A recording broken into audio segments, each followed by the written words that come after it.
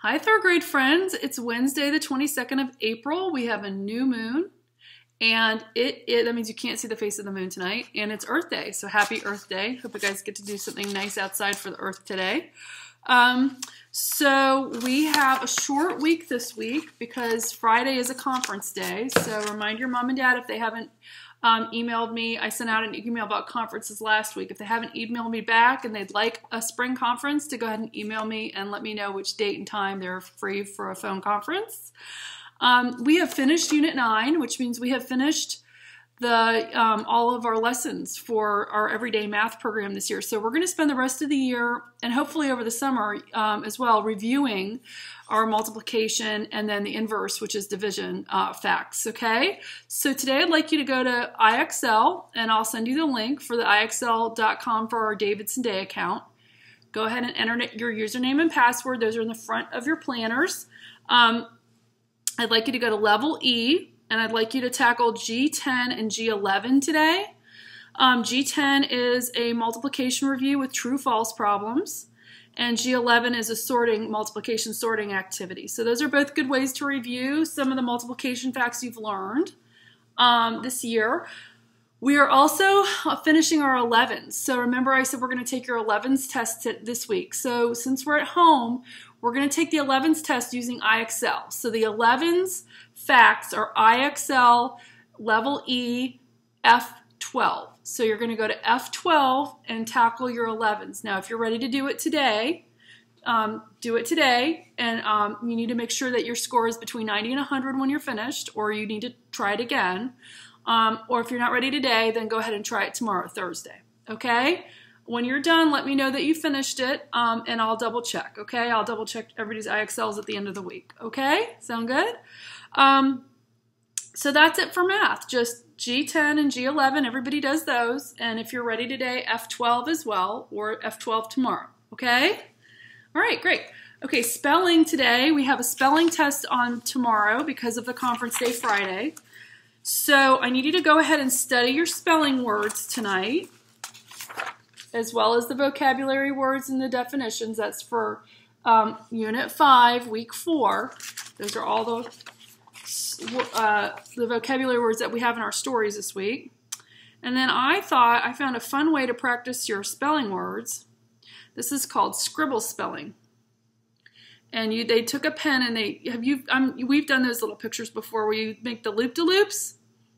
And just make sure you have 15 loop-de-loops, and then you can write all of your spelling words inside them. Okay? See, they did them in different colors.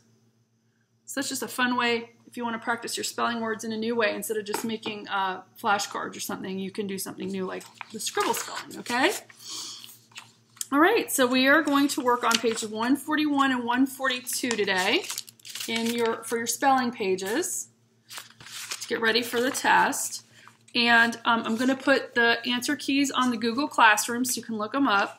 For Part B on page 141, that's where we're going to compare and contrast two of our spelling words. So if you want to get that out, I'll give you a little help with that right now.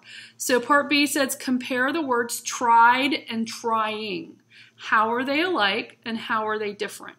So let's talk about that. If we think about the word tried and trying, what's the base in both of those words?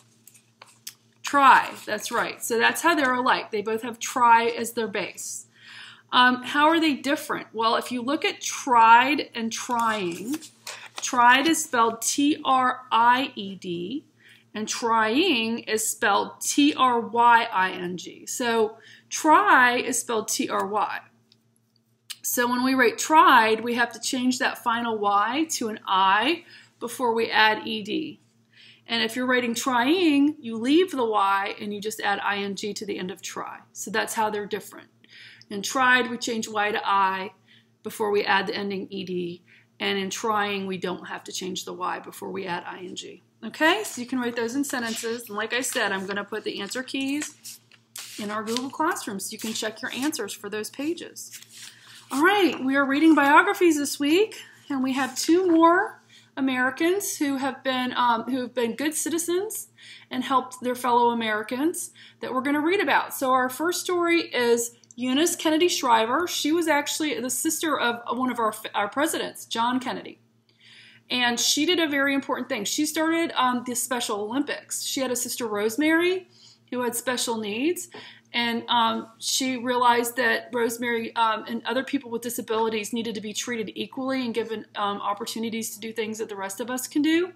So she actually formed the Special Olympics, which is really cool. So you can read all about her and all of the great things she did. And then you're also going to read this paired read called the Lifesaver. And that's at the end. That's the next story at the end. It's after the story about Eunice Kennedy Shriver. And this is a story about a man named Bert Longfellow. And he actually was really interested in water safety and people being safe while they were swimming. And so he also started an organization to train people to be lifeguards. Okay?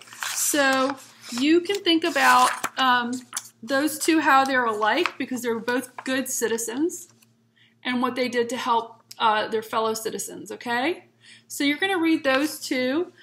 When you're finished reading the story about Eunice Kennedy Shriver, go ahead and do the response to reading. You're going to summarize the story and then answer some questions. You can just discuss those with a grown-up.